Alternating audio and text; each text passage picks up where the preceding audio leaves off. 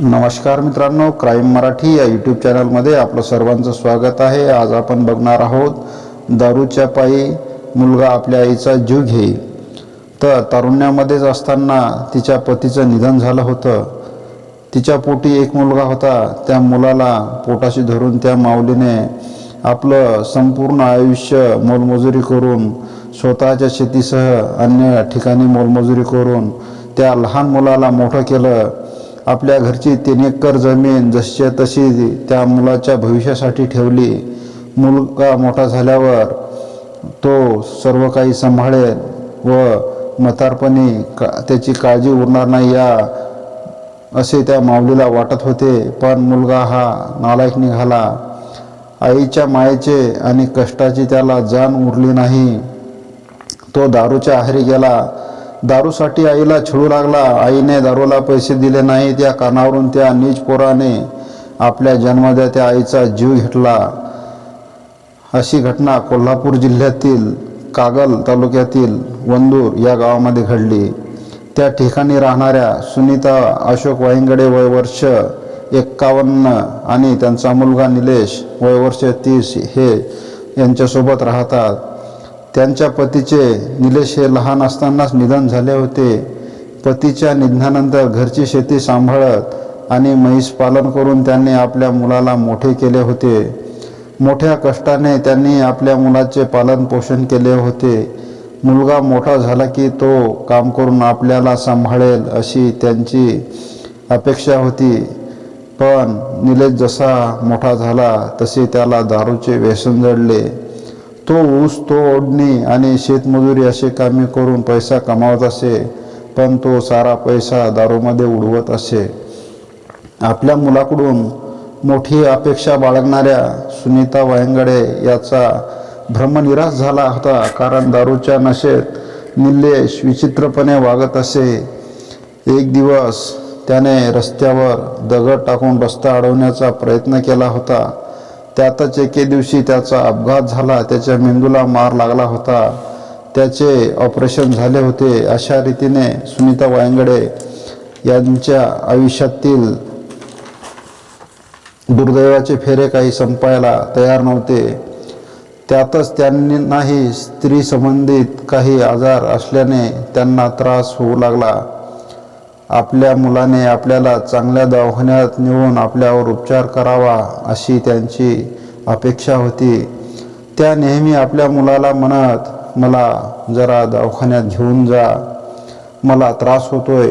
पण निलेश ऐकून न ऐकल्यासारखे करी, कारण तो नेहमी दारूच्या नशेतच असे। आपला मुलगा आपले ऐकत नाही म्हटल्यावर सुनीता यांना खूप राग येत असे। त्यामुळे त्या चिडचिड करत असत। आजाराने कंटाळलेल्या सुनीता यांची मुलाच्या वागण्याने चिडचिड वाढू लागली होती।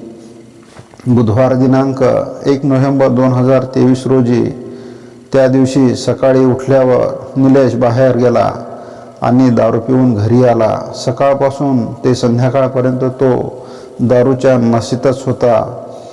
संध्याकाळी नशा उतरल्यावर त्याने आपल्या आईकडे दारूसाठी पैसे मागितले।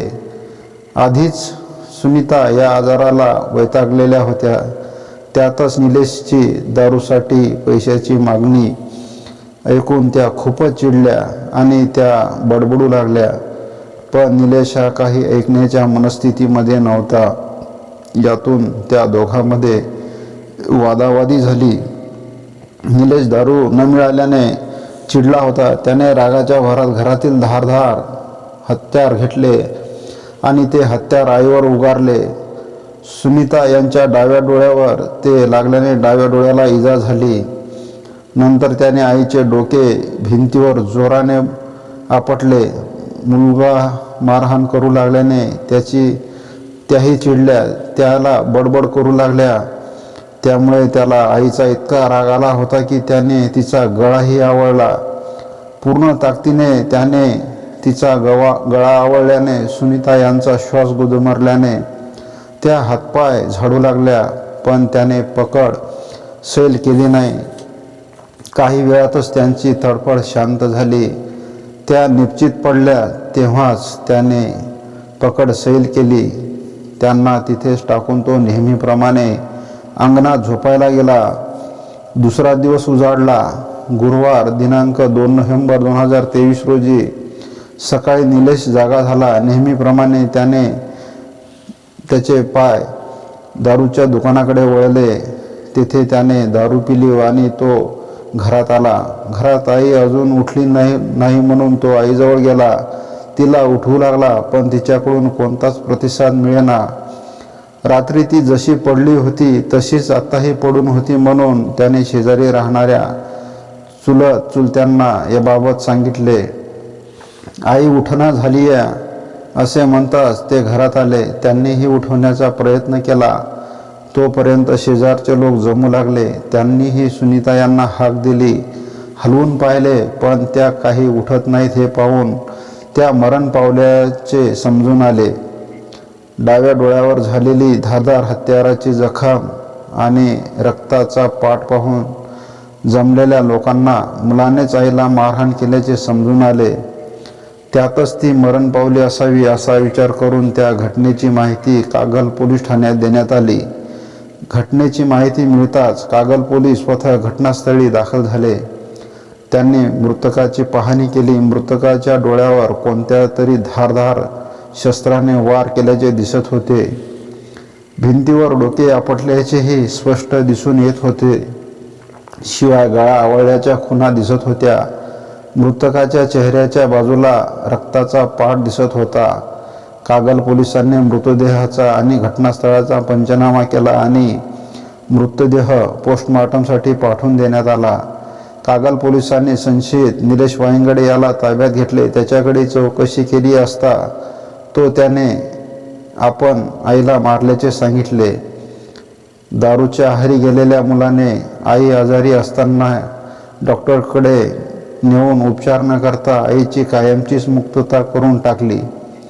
लहानपणापासूनच जिद्दीने मुलाला सुनीता वायंगडे यांनी मेहनतीने वाढवले. स्वतःची 3 एकर जमीन मुलासाठी अबाधित ठेवली होती, पण मुलाने मात्र आपल्या आईचा खून केला.